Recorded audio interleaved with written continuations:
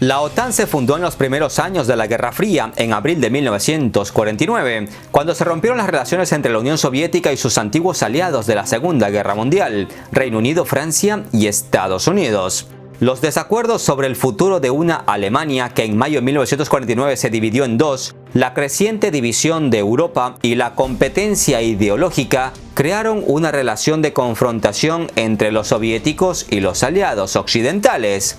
Y ese era el principio de una larga batalla que, gracias a Dios, no pasó de Guerra Fría a caliente. Como contaba en otro video, 1955 fue un año caliente durante la Guerra Fría, pues el 6 de mayo de ese año la OTAN integra en sus filas a la República Federal de Alemania, la occidental, no la Alemania del Este, que se encontraba bajo ocupación de los rojos. Los soviéticos, al ver que la OTAN empezaba a expandirse, apuran el Pacto de Varsovia para contrarrestar a la OTAN. Pacto que se firma una semana después de que la Alemania Occidental se uniera a la OTAN. La organización del Tratado de Varsovia, más comúnmente conocido como Pacto de Varsovia, nació en 1955 como una organización político-militar multilateral y fue el único ejemplo de una alianza de defensa regional de este tipo dentro de los llamados países del Este, o más vulgarmente conocidos como estados satélites de Moscú. El Pacto de Varsovia fue anunciado por el Kremlin como el centro principal para coordinar la política exterior de los estados comunistas en Europa, pero en el fondo era un pacto de los rojos para contrarrestar la decisión de la OTAN de desarrollar armas nucleares tácticas a las puertas de la Unión Soviética. Ideológicamente opuestos, la OTAN y el Pacto de Varsovia desarrollaron sus propios sistemas de defensa a lo largo del tiempo, estimulando una carrera armamentista que se prolongó durante toda la Guerra Fría. Estas dos organizaciones nunca libraron una guerra directa, particularmente en Europa. En cambio, Estados Unidos y la Unión Soviética, junto con sus aliados, implementaron políticas estratégicas destinadas a contenerse mutuamente en Europa, mientras luchaban por tener influencia en el escenario internacional. Las guerras de Corea y de Vietnam son muestra de ello. Soy Gabriel Bulgakov y en esta ocasión seguiremos hablando de historia, de un bloque que trataba de hacer contrapeso a la OTAN con un enorme poderío. Les adelanto un dato de impacto. Aunque en el mundo había naciones comunistas fuera de esa alianza, una ley no escrita aseguraba que cualquier territorio comunista bajo ataque habría sido defendido por los firmantes del Pacto de Varsovia, extendiéndose al territorio que fuera necesario. Hoy les explicaré cómo surgió este pacto de cooperación militar, sus objetivos, qué papel jugó durante la Guerra Fría y cómo se desintegró. Pónganse cómodos porque hoy comprenderán algunos entresijos del pasado que aún afectan a nuestro presente. Sin más introducción, empecemos. Al final de la Segunda Guerra Mundial, en 1945, con la victoria sobre los nazis de los aliados, y me refiero específicamente a la Unión Soviética, Estados Unidos, Reino Unido y Francia, se vio con entusiasmo la posibilidad de que en el continente europeo pudieran coexistir de forma armoniosa las grandes potencias y tener un desarrollo estable. Pero como sabemos hoy en día, esto no fue más que un pensamiento utópico. Recordemos que después de la Segunda Guerra Mundial, Europa, y en particular los países de Europa Occidental, estaban económicamente agotados y eran militarmente débiles, pero cumplieron sus compromisos de posguerra de reducir las fuerzas militares y desmovilizar al personal militar en el continente. Sin embargo, en contraste, la Unión Soviética surgió de la Segunda Guerra Mundial con sus ejércitos estacionados en territorios de Europa Central y Oriental, a los que había llegado a liberar de las manos de Hitler. Para 1948, los partidos políticos comunistas de Polonia, Checoslovaquia, Rumanía, Hungría, Bulgaria, así como en Austria y Alemania Oriental, suprimieron todas las actividades políticas no comunistas y consiguieron ocupar posiciones estratégicas en el continente europeo. En ese momento nadie lo sabía, pero el asunto se iba a calentar. Como es bien sabido, tras la Segunda Guerra Mundial, Europa se dividió en esferas de influencia estadounidenses y soviéticas. El término Guerra Fría fue utilizado por primera vez en 1945 por el escritor y periodista George Orwell en su ensayo Tú y la bomba atómica. En ese ensayo, Orwell, sí, el mismo que escribió la novela 1984, sugirió que los países que tuvieran una bomba atómica se convertirían en superpotencias y que por esa igualdad militar no participarían en enfrentamientos directos, pero que estarían en un estado de guerra fría permanente con sus vecinos. Como vemos, Orwell describió con precisión lo que sucedió en las relaciones entre Estados Unidos y la Unión Soviética en los años de posguerra, es decir, durante toda la Guerra Fría. Resumamos otra vez la historia. En 1945 termina la Segunda Guerra Mundial. En 1949 nace la OTAN y en 1955 la OTAN integra sus filas a la República Federal de Alemania. Es en ese momento cuando a la Unión Soviética empieza a preocuparle la creciente fuerza y expansión de la OTAN y una Alemania occidental que sería rearmada. No en vano, desde Moscú ven todo esto como una amenaza para sus camaradas comunistas en Europa. De ahí que en 1955 naciera el Pacto de Varsovia para contrarrestar a la OTAN.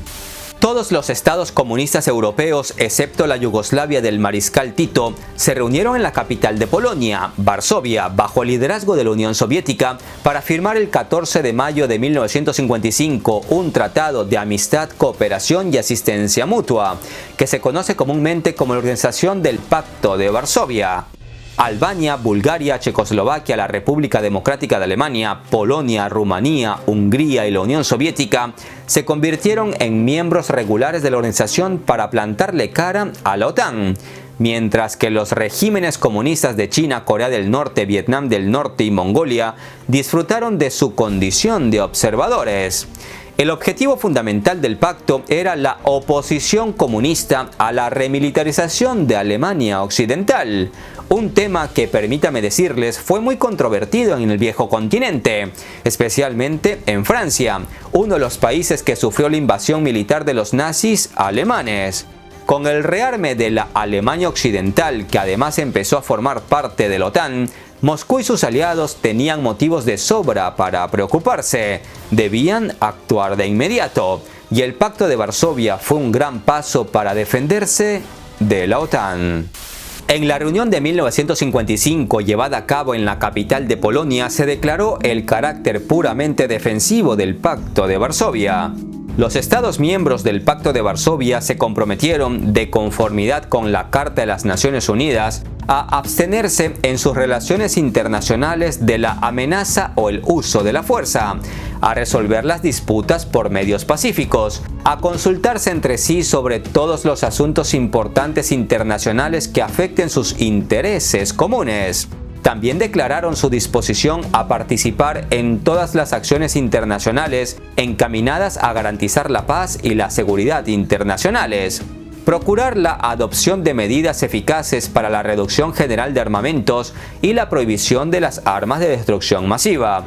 Sin embargo, y como era de esperarse, los miembros del Pacto de Varsovia incluyeron el uso de sus fuerzas armadas en caso de un ataque armado en Europa contra uno o varios estados firmantes del pacto. Y para lograr este objetivo tenían bastantes juguetes: un ejército de 6.200.000 soldados, casi 65.000 tanques, casi 2.000 buques y unos 15.000 aviones de combate, sin contar, claro está, las ojivas nucleares que los soviéticos tenían en su poder.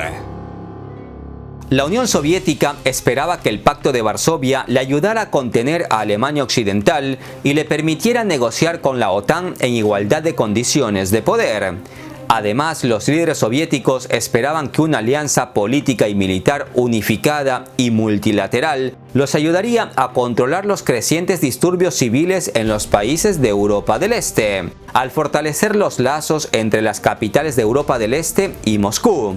Aunque el organismo constaba de 8 países miembros, los oficiales soviéticos siempre fueron los comandantes supremos de las fuerzas de la alianza. Tras la muerte de Stalin en 1953, la URSS adoptó una postura más conciliadora hacia Occidente. La primera consecuencia tangible de la nueva política soviética fue el acuerdo sobre Austria en mayo de 1955. Después de la liberación de los nazis, el país se dividió en 4 zonas de ocupación: soviética, estadounidense, británica y francesa. El Tratado de Estado austriaco puso fin oficialmente a la guerra en este país y restauró su independencia, sujeto a una política permanente de neutralidad. La primera prueba que enfrentó el Pacto de Varsovia llegó al siguiente año, en 1956, pues ese año hubo grandes manifestaciones antisoviéticas en Hungría, apoyados por los servicios de seguridad occidentales. En esas revueltas, el líder comunista húngaro es derrocado y el primer ministro toma el poder, declarando su intención de retirarse del Pacto de Varsovia. Hungría, al tener una importancia estratégica para la Unión Soviética, es objeto de debate entre los soviéticos y sus aliados europeos del Pacto de Varsovia. Por eso se toma la decisión de intervenir en Hungría y volver a ese país a su rumbo comunista. Una semana más tarde, las tropas soviéticas y húngaras lograron reprimir las protestas y Hungría siguió formando parte del Pacto de Varsovia. El desafío más serio para el Pacto de Varsovia fue enfrentar al así llamado Levantamiento de Praga de 1968, un periodo de liberalización y reformas en Checoslovaquia que causó mucha preocupación en Moscú. A diferencia de la situación en Hungría en 1956, esta vez la Unión Soviética decidió no actuar sola, sino involucrar a todos los miembros del Pacto de Varsovia. El intento del primer secretario del Comité Central del Partido Comunista de Checoslovaquia de crear un socialismo con rostro humano terminó con su arresto y la llegada de las tropas del Pacto de Varsovia a ese país. En la URSS se temía que las reformas condujeran a la inestabilidad, especialmente en Polonia y la República Democrática Alemana. Y así, ante este temor, el 21 de agosto de 1968, el Pacto de Varsovia inició la Operación Danubio, poniendo fin a un periodo de transformaciones liberales en Checoslovaquia. Sepan que la fuerza desplegada por los miembros del Pacto de Varsovia fue de unas 240.000 tropas, lo que la convirtió en la operación militar más grande de Europa después del final de la Segunda Guerra Mundial. Las tropas soviéticas, por si las moscas, se quedaron en Checoslovaquia y solo comenzaron a retirarse de allí en 1990, cuando la Unión Soviética ya olía muerta. Unos años antes de la caída del muro de Berlín y de la caída de la Unión Soviética, específicamente el 26 de abril de 1985, los Estados miembros del Pacto de Varsovia firmaron una prórroga a la vigencia del tratado por 20 años, con la posibilidad de una posterior prórroga por otros 10 años. Pero en el fondo, el último líder soviético, Mikhail Gorbachev, tenía otros planes.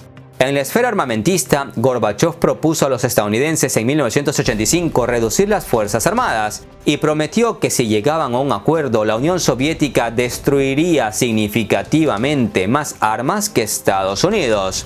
Luego, en diciembre de 1988, en la Asamblea General de la ONU, Gorbachev anunció una reducción unilateral de las Fuerzas Armadas de la Unión Soviética en 500.000 de tropas y anunció también su retirada de los países de Europa Central y Mongolia. Para muchos, todo esto fue signo de debilidad de la URSS. Para otros, todo esto era signo de que la URSS, aparte de ir en caída libre, estaba dispuesta a sellar la paz con los Estados Unidos de América. Después de unas largas negociaciones en París, en noviembre de 1990, se firmó el Tratado sobre las Fuerzas Armadas Convencionales en Europa. El tratado preveía la reducción de armamentos entre los Estados miembros de la OTAN y el Pacto de Varsovia. Queriendo impresionar a la opinión pública occidental, Gorbachev prometió reducir las Fuerzas Armadas soviéticas a una escala enorme. Durante muchos años, la seguridad de la URSS se basó, entre otras cosas, en un predominio significativo sobre la OTAN en vehículos blindados en Europa. Tenían alrededor de 60.000 tanques y buscando mejorar sus relaciones con la OTAN, la URSS concedió limitarse a 6.400 tanques en ese territorio. Además, Gorbachev, en su afán por demostrar la disponibilidad de cooperación de los soviéticos, acordó reducir el ejército soviético en otro 500.000 de tropas en Europa. Por culpa de Gorbachev, el ego de los ciudadanos soviéticos quedó herido de muerte. Gorbachov, entre algunas buenas ideas y muchas otras cagadas, empezó en 1985 una iniciativa de apertura para liberalizar el sistema político de la URSS, conocido como Glasnost, y al mismo tiempo empezó una política de reestructuración económica conocida como Perestroika.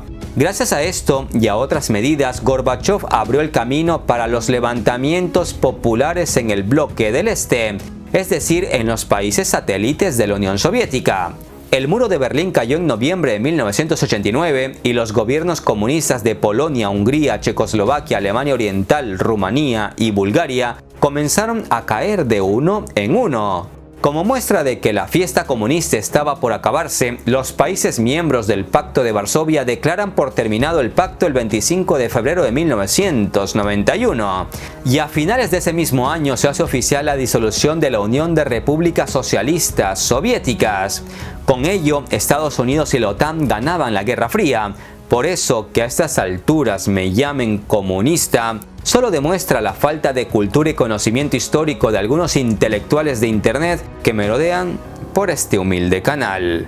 El último líder soviético, Mikhail Gorbachov, fue una especie de hada madrina para Estados Unidos y la OTAN. No en vano, en Rusia es considerado por muchos, por muchísimos, como un traidor, por permitir, entre otras muchas otras cosas, no solo la caída de la Unión Soviética, sino por permitir que esa inmensa nación fuese dividida en 15 países, lo que derivó en una grave y profunda crisis económica, política y social. Gorbachov recibió el Premio Nobel de la Paz en 1990 por sus esfuerzos para llegar a acuerdos amistosos entre el bloque del Este y Occidental. Pero lo cierto es que la forma en que tomó sus decisiones destrozaron la vida de millones de personas. Para mí es obvio que la Unión Soviética necesitaba un cambio político y económico, pero las formas en que Gorbachov lo logró fue muy triste. Además, gran parte de los problemas actuales, como la expansión de la OTAN o el conflicto entre rusos y ucranianos, encuentran algunas explicaciones en las decisiones de Gorbachov. Por eso, cuando este anciano de 91 años muera, en Occidente llorarán su pérdida, mientras que en Rusia será noticia para un día. Llegados a este punto, me gustaría dejar claro que tanto la OTAN como el Pacto de Varsovia fueron instrumentos de Estados Unidos y la Unión Soviética para su lucha ideológica, militar y tecnológica durante la Guerra Fría. Pero si la Guerra Fría se acabó con la caída de la URSS y del Pacto de Varsovia, ¿por qué la OTAN sigue siendo un instrumento militar de Estados Unidos? En teoría, la OTAN debía ser disuelta el mismo día en que cayó la Unión Soviética. Pero en Estados Unidos tenían otros planes y si quieren, un día de estos hablamos de ello. Un abrazo de paz a todos. Hasta la próxima.